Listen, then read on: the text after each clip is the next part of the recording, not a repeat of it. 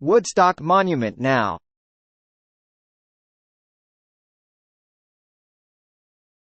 Patrick Colucci, an author along with others, has a concern about the monument's historical inaccuracies.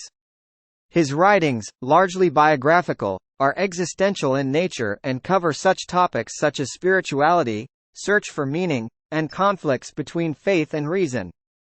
Patrick is both a writer and a social activist who uses the pen name Christopher Cole. The author Christopher Cole as a young man. His latest endeavor is spearheading a grassroots effort to make the iconic Woodstock Monument historically correct for future generations.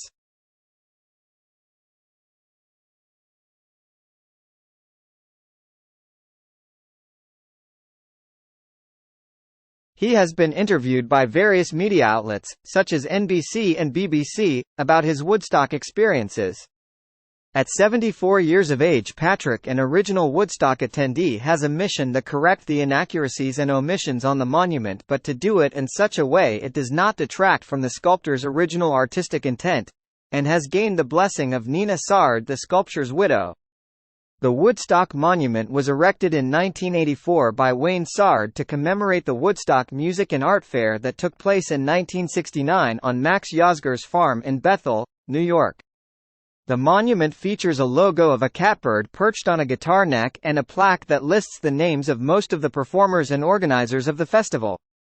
However, the plaque does not include all the musical acts and producers who contributed to the historic event. The present monument is on the left, the proposed reimagined monument on the right. There is a grassroots movement underway to make the monument historically correct for future generations. The monument is located on the rim of the natural amphitheater that formed the Woodstock site, overlooking the stage area and the slope where the audience gathered. The Woodstock Music Festival site was placed on the National Register of Historic Places in 2017. The petition that Patrick Colucci and his friend and creative consultant Billy Lucano is promoting is to include the names of 4 musical acts, the 4 producers, and also the farmer Max Yasgur, on whose property the festival was held, and who were omitted from the Woodstock Monument on a new plaque below the existing one. Wayne Sard was actually forced to remove the name of Max Yasgur from the original plaque by the owners who bought Yasgur's property from his estate. Wayne reluctantly removed Yasgur's name in order to be paid. The 4 musical acts are Quill, Keith Hartley Band, Tim Hardin, and Bert Summer. Bert Summer did a 10-song set on stage and was given the only standing ovation by the Woodstock crowd for his rendition of Paul Simon's America. The 4 producers young who put the concert together are John Roberts, Joel Rosenman, Artie Kornfeld, and Michael Lang. Together they are credited with creating the 3 most peaceful, actually 4 days, in American history. Colucci wants to rectify this injustice and honor the missing names on the monument. He believes, as do 1385 members of the Woodstock Nation who signed his petition along with Arlo Guthrie and other Woodstock notables. Arlo saying as he signed, "It's the right thing to do." Patrick's petition reads in part, "Proposal from the Woodstock Nation. To include on a new, small plaque which is to be installed directly below the logo of the catbird perched on the guitar neck on the Woodstock Monument at Bethel Woods Center. 4 missing musical acts out of a total of 32 acts that performed at the Woodstock Music and Art Fair in August of '69, as well as listing the 4 producers who together formed the Dream Team to make Woodstock happen. 1. Listing the landowner who permitted Woodstock to take place on his property on the Woodstock Monument's existing bottom plaque. 2. Correcting minor misspellings and/or data inaccuracies on the current plaques. 3.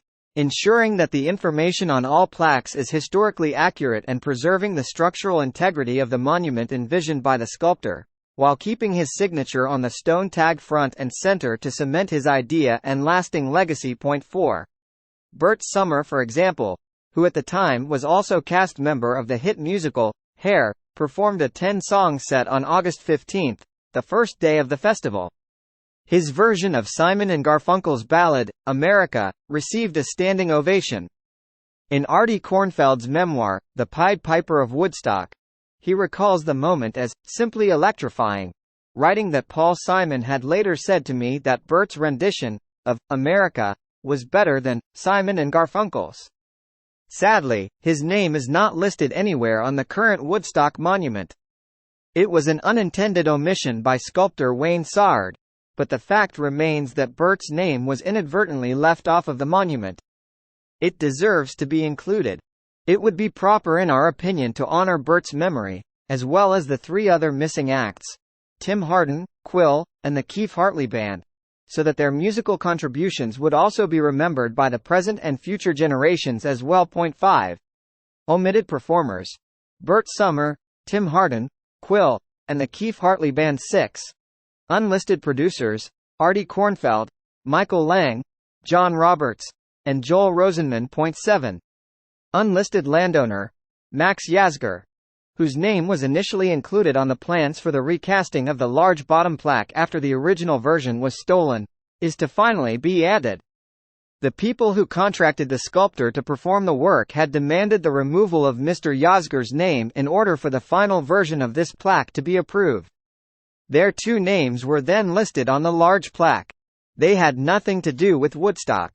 The sculptor, Wayne Sard, had always believed that Max Yasgur's name deserved to be there. Now it will be. 8. This effort has gained much attention. Many Woodstock veterans like performer Arlo Guthrie and the Hog Farm's Lisa Law have already endorsed this petition, as have family members of T9.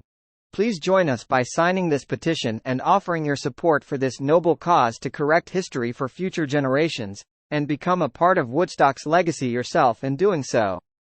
https://chng T XBBMVFCXXW